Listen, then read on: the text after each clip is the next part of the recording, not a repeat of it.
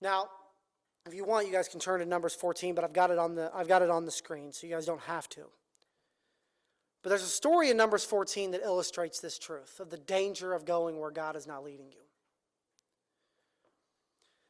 In this story, the people of Israel had been brought out of Egypt by God's mighty hand. They had seen the Red Sea parted, as I mentioned earlier. Manna fell from heaven, water springing from a rock. Yet when the Lord commanded them to take the promised land, they were paralyzed by fear and unbelief. Instead of trusting God, they refused to go into the promised land. They were scared, they were disobedient, and they wouldn't go in. So God pronounced a judgment upon them. God said that they would wander in the wilderness for 40 years. Now, this was the consequence of their idleness, their lack of faith. They didn't follow where God is leading. God told them to go into the promised land, and I'll give it to them, and I'll be with you. But they didn't believe. They didn't follow God's leading, and so they were judged. Now, after this judgment had been pronounced, the people of Israel decided to do something catastrophic. They decided that they would take matters into their own hands. Let's read the story.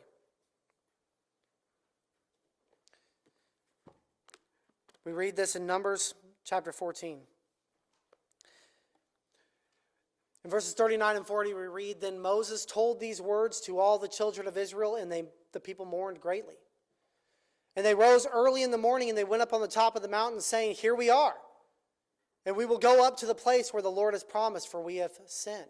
So they're saying, they know that they've sinned, and they're like, we're going to go up into the promised land now.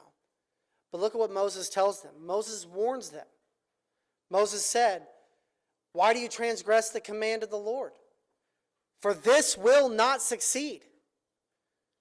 Do not go up, lest you be defeated by your enemies. Look at that next phrase. For the Lord is not among you. For the Amalekites and the Canaanites are there before you. And you shall fall by the sword, because you have turned away from the Lord. The Lord will not be with you. And this is verses 44 and 45. Now, did they heed the warning?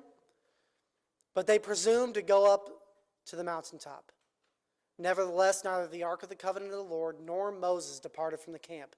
Then the Amalekites and the Canaanites who dwelt in that mountain came down and attacked them and drove them back as far as Hormah. So what can we learn from this? We see that they ignored the warning. They presumptuously went up without the Ark of the Covenant, without Moses, and they went without God's presence. And what happened? They were soundly defeated by the Canaanites and the Amalekites.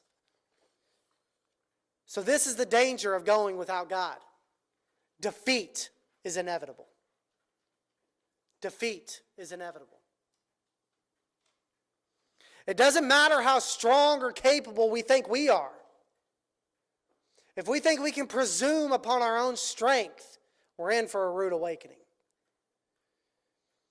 We see here that they thought that they could go up without God, and what happens when we do that?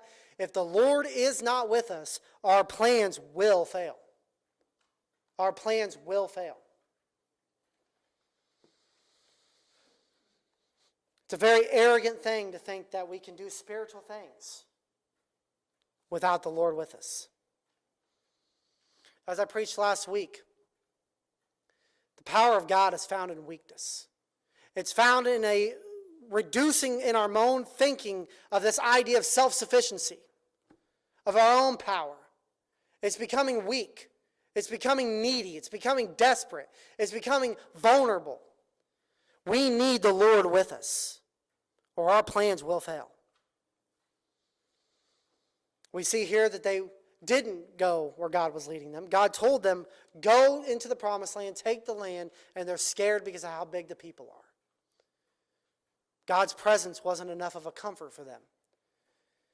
But then when they're judged, they decide they're going to go in anyway now. Now in reaction to the judgment, they're going to go in on their own power. God promises that He's not going to be with them, and they are soundly defeated. Now,